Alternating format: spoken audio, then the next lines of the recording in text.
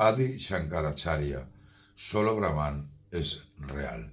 Gracias, Shankara, por iluminar nuestros cerebros y nuestras almas, explicándonos el Advaita Vedanta. Adi Shankaracharya, también conocido como Adi Shankara, fue uno de los más importantes filósofos ñanis y teólogos, yo creo, más importantes de la historia del hinduismo. Explicar las enseñanzas de Shankara en un vídeo es muy difícil. Estoy intentando resumirlos, pero he tenido que hacerlo en tres. Este es el primero de ellos. El segundo será las aportaciones de Shankara, sobre todo en el Advaita Vedanta.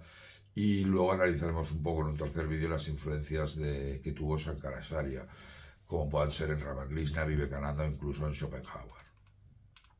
Shankara nació aproximadamente en el año 788 después de Cristo en el estado de Kerala, en India, y murió muy joven, a los 32 años. Precisamente Vivekananda también murió muy joven. A pesar de su corta vida, su impacto fue enorme, que se le considera como el principal revitalizador del Advaita Vedanta, es decir, el no dualismo absoluto, perfectamente definido ya siglos antes en los Upanishads y específicamente en el Bhagavad Gita, que recordemos que es capaz de armonizar el camino dualista, que es el Vaita, con el no dualista, el Advaita, y ese es precisamente el carácter armonizador del Gita. Yo os quería leer una frase de Ramakrishna, que fue uno de los reformadores del hinduismo en el siglo XIX. Aquí podéis ver una foto de Ramakrishna Paramahansa, que decía: Adi Shankara llevó la bandera del Vedanta por toda la India y la plantó en cada corazón. Sin Adi Shankara, el hinduismo posiblemente habría desaparecido o quedado reducido a una religión local llena de dogmas, seguramente. Pero gracias a él se convirtió en una tradición filosófica universal y atemporal que sigue hoy en día viva y es coherente y poderosa en el siglo XXI. Swami Vivekananda, el discípulo de Ramakrishna, aquí tenéis quién era Swami Vivekananda, decía: Shankara fue el mayor realizador que el mundo haya visto jamás. Con la fuerza de un león y la dulzura de un niño, recorrió la India entera y la despertó de su sueño de siglos. Recordar que la línea que sigo yo es precisamente la Advaita, que, insisto, Shankara fue el sistematizador o el que le dio forma para que todos la entendiésemos, pero ya está definido en los Upanishads y en el Gita. Después de Shankara seguimos la línea de Ramakrishna y de Swami Vivekananda. La gran ventaja del Advaita es que acepta tanto la dualidad como la no dualidad, mientras que algunas corrientes basadas solo en el dualismo no aceptan otras corrientes o filosofías o caminos espirituales. Shankara es considerado o era considerado como un avatar de Shiva por muchas tradiciones hindúes y uno de los más grandes genios espirituales de la historia de la India. Y Shankara decía: mi verdadera naturaleza es consciencia y bienaventuranza. Yo soy Shiva, yo soy Shiva. Recordar que tanto nos recuerda el Satchitananda, que es el conocimiento, existencia y felicidad absoluta. Su legado sigue vivo en millones de personas y las instituciones que fundó hace más de 1200 años. Y os voy a leer otro párrafo de Swami Vivekananda, que lo admiraba, y decía: en el Buda tuvimos el gran corazón universal y la paciencia infinita, haciendo práctica la religión y llevándola a la puerta de todos. En Shankara vimos un tremendo poder intelectual, arrojando la abrasadora luz de la razón sobre todo. Queremos hoy ese sol brillante de la intelectualidad unido al corazón de Buda, el maravilloso corazón infinito del amor y la misericordia. Esta unión nos dará la más alta filosofía. La ciencia y la religión se encontrarán y se darán la mano. La poesía y la filosofía serán amigas. Esta será la religión del futuro. Y si podemos lograrlo, podemos estar seguros de que será para todos los tiempos y pueblos. Su frase más conocida sintetiza perfectamente el Advaita Vedanta y también el camino del conocimiento, el Jnana Yoga del Bhagavad Gita, que Dice, Brahman es lo único real, el mundo es ilusorio causado por Maya, el alma individual, Jiva, no es diferente a Brahman. Es decir, es el Mahavakya del Gita, el Tattva, así tú eres eso, es decir, tú eres Dios. Es decir, Jiva es Shiva. Recordemos que Jiva es el alma, el Atman, encarcelado en el cuerpo. Y ese Tattva así, ese tú eres eso, lo encontramos en un verso que es un poco difícil de entender, y ya lo he comentado en otro vídeo, pero que es el 13.3 del Gita, que dice, conóceme como Kshetra Jara, es decir, el conocedor del campo en todos los cuerpos. El conocimiento de Kshetra y Kshetra Jana es el verdadero conocimiento. La visión no dualista, fijaros que hay un hilo conductor en la historia de la humanidad de grandes mentes, grandes filósofos, grandes santos que han visto la claridad de la no dualidad. Vamos a comentar algunos. Uno sería, por ejemplo, Pitágoras, que hay otro vídeo explicándolo, que que marca o señala un camino matemático hacia el uno, un concepto muy similar al Brahman del Advaita Vedanta. Y en el verso 31 del capítulo vemos el todo es uno, que es la esencia del Vedanta y del Jnana Yoga. Y es un verso que a mí me encanta, que dice, cuando el yogi ve que la diversa variedad de seres vivos, las formas, está contenida en el uno, y que toda la evolución proviene solamente de ese uno, se vuelve uno con Brahman. Voy a hacer un paréntesis, porque en Occidente se han puesto de moda lo que se llama el Neo-Advaita. También he realizado y estoy realizando una serie de vídeos. Hay que ir con mucho cuidado el Neo-Advaita, porque no tiene absolutamente nada que ver con el Advaita que nos explicó Shankara, ni el que está explicado en el Bhagavad Gita. Y hay que ir con mucho cuidado, porque toda la fase, toda la preparación, el karma yoga para purificar la mente, toda esa parte de unión con Dios, todo prácticamente se lo salta del tú eres Dios, que es la esencia de la Advaita Vedanta, o sea, tu alma es Dios, saltan directamente en tu alma, ya eres Dios, se saltan todo el camino para llegar ahí. Y os aseguro por propia experiencia, yo llevo años recorriéndolo, el camino del Jnana Yoga es muy, muy difícil. Ser capaz de discriminar entre lo real y lo real es algo que te lleva años y años y años. Y lo puedes comprender intelectualmente o racionalmente, pero vivir conforme a esa realidad es muy difícil y poca gente creo que lo consigue. Entonces, mucho cuidado cuando os quieran vender un retiro, una formación, un gurú que os hable del Neo-Advaita, porque, bueno, hay que ir con mucho cuidado. En el siglo XIX, perdón, Vivekananda lo explicaba así, refiriéndome a lo que hablaba de Shiva, ¿no? Decía, Ramakrishna llevó el Karma Yoga a un nivel nuevo y superior cuando el maestro enseñó, sirve a Jiva como a Shiva, es decir, sirve al ser humano individual como al ser divino.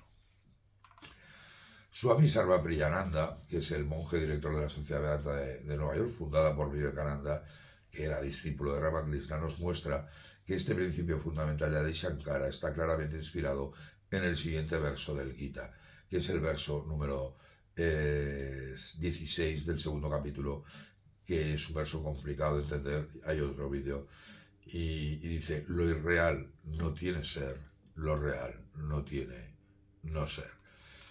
Y Sarvapriyananda decía, en este verso el Señor propone la proposición fundamental del Vedanta, solo Brahman es la verdad y este mundo es falso, ilusorio o engaño, tal y como decía Shankara.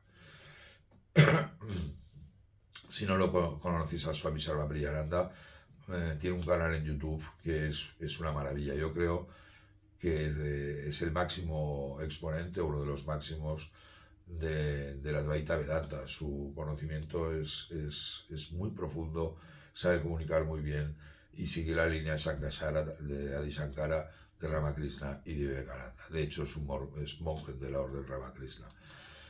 Y como iremos viendo en nuestros vídeos, existen muchas similitudes con ese Advaita Vedanta, por ejemplo, ahora veremos con con el caso de Baruch Spinoza, el gran filósofo holandés, y que decía, Spinoza decía, Dios es un ser absolutamente infinito, una sustancia que consta de infinitos atributos, cada uno de los cuales expresa una esencia eterna e infinita, que es prácticamente muy similar al solo Brahman real, todo lo demás es ilusorio. Y también en Calderón de la Barca, nuestro dramaturgo español, en el concepto de que la vida es una ilusión, el maya.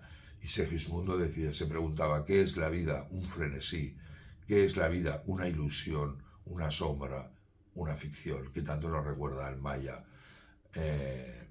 del Vedanta. Y también ese concepto de que Dios está en el interior del hombre, pues también lo vemos en los místicos cristianos como Santa Teresa de Jesús. Las obras más importantes de Adi Shankara son sus comentarios, sus vaisyas sobre los Brahma Sutras, los 10 principales Upanishads y el Bhagavad Gita. Os leo un ejemplo que decía, eso que no puede ser visto por el ojo ni expresado por el habla, eso es lo que debe ser conocido. Este es un ejemplo de un comentario de Shankara del Mundaka Upanishad. O un ejemplo de un comentario sobre el Svetasvara Upanishad que decía, la mente cuya escoria ha sido limpiada por pranayama se fija en Brahman, por lo tanto se declara pranayama.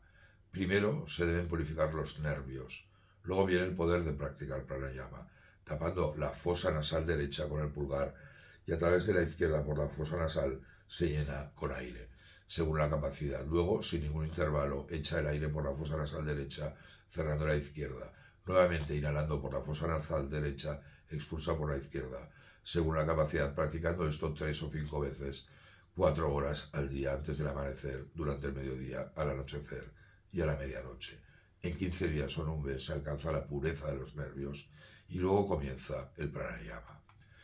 En el verso 429 del Gita se hace referencia al pranayama, cuando Krishna dice, otros, absortos en las prácticas del control del pranayama, sacrifican lo externo en lo interno y lo interno en lo externo, o controlan el flujo de esa energía vital interna y externa.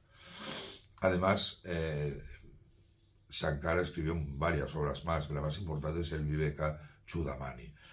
Y os leo 2 ejemplos del Viveka Chudamani. Decía, soportar todas las aflicciones sin preocuparse por repararlas, estando libre al mismo tiempo de la ansiedad o del lamento por ello, se llama titiksha o paciencia. O otro que decía, cuando cesa toda la agitación mental, cuando desaparecen el conocedor, lo conocido y el conocer, entonces brilla la realidad suprema, sin nacimiento, eterna, sin dualidad. Ni existe ni no existe, está más allá de las palabras, ser y no ser. Que recordaros que es aquel verso del Gita que os he comentado anteriormente. Y lo decía Sarvapriyananda. Y ahora os leeré una reflexión de Swami Sarvapriyananda, que decía, seguramente el comentario disponible más antiguo, extenso y profundo de todo sobre el Gita sea el de Shankara. Aunque incluía comentarios de anteriores comentaristas, fue escrito en el marco de la filosofía no dualista del Advaita Vedanta. 300 años después, Ramanuja escribió su hermoso comentario sobre el Gita, explicándolo en el marco filosófico del monismo calificado. 200 años después, Madhva escribió su propio comentario en el marco del Vedanta dualista. Algunos algunos eruditos critican que la versión de Shankara trata de explicar el Gita en el marco no dual del Advaita, afirmando que sus principios no encajan del todo con una visión no dualista. Y continúa Sarvapriyananda, pero el Gita no puede encajar en particular con ninguno de estos marcos filosóficos, ya que es el origen de todos estos sistemas. Los comentarios fueron posteriores al Bhagavad Gita, es decir, la esencia armonizadora del Gita permite incluir todos estos marcos filosóficos. Grandes swamis han creado sus propios sistemas filosóficos en el marco del Gita y todos ellos son válidos. No podemos afirmar que uno sea verdadero u otro falso. Tanto el Bhagavad Gita como los Yoga Sutras se fundamentan en la filosofía, por lo menos el capítulo 2 del Gita, en la filosofía Sankhya de Kapila. aunque Shankara consideraba que el sistema Sankhya era totalmente opuesto al Vedanta. Adi Shankara fue un firme defensor de la unidad del hinduismo, tanto la versión dual como la no dual, y decía, la entidad suprema es tanto personal como impersonal. Los practicantes del camino espiritual también son de dos clases, devotos de Brahman sin forma y devotos de la forma personal. Pero el camino de la adoración de Lord sin forma, del Jnana Yoga Advaita, es muy difícil. Y tanto nos recuerdan a lo que siglos después nos diría Ramakrishna. Y decía, nadie puede decir con determinación que Dios es esto y nada más. Él es sin forma y también tiene forma. Para el Bhakta asume diversas formas, pero para el Jnani es sin forma, vale decir, para el que considera el mundo como un mero sueño. El Bhakta siente que él es una entidad y el mundo otra. Por lo tanto, Dios se le revela como una persona. Swami Vivekananda consideraba que la combinación del corazón de Buda y el intelecto de Shankara como una posibilidad más alta de la humanidad. Y esto lo vio solo en su maestro Ramakrishna. Y Vivekananda decía, entonces surgió Shankara y una vez más revivió la filosofía Vedanta. Hizo de ella una filosofía racionalista. En los Upanishads los argumentos suelen ser muy oscuros. Buda hizo hincapié en el lado moral de la filosofía y Shankara en el lado intelectual. Él elaboró, racionalizó y colocó ante los hombres el maravilloso sistema coherente del Advaita.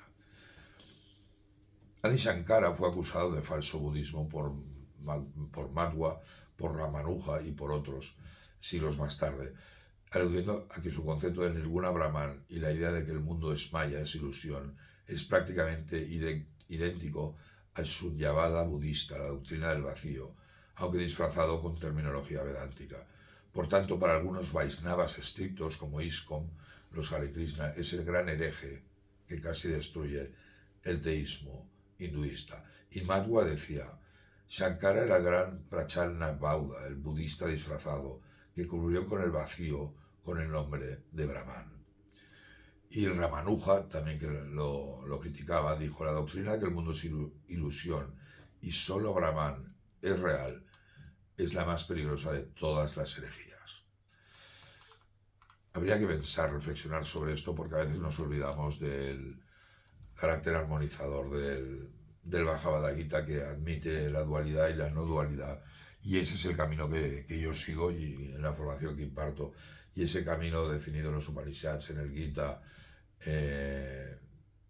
en Shankara, y luego fue retomado por Ramakrishna, que practicaba los dos caminos, dual y no dual, y también por Swami Vivekananda, que lo explicó al mundo. Swami Vivekananda fue otro de los grandes filósofos, yo diría que a la altura de Shankara. Muchísimas gracias por este vídeo. Recordad que hay otros dos vídeos sobre esta importante figura que fue Shankara. Y si os ha gustado este vídeo, darle un like, compartirlo con quien queráis y comentarlo, porque me encanta leer vuestros comentarios. Muchísimas gracias. Namaste.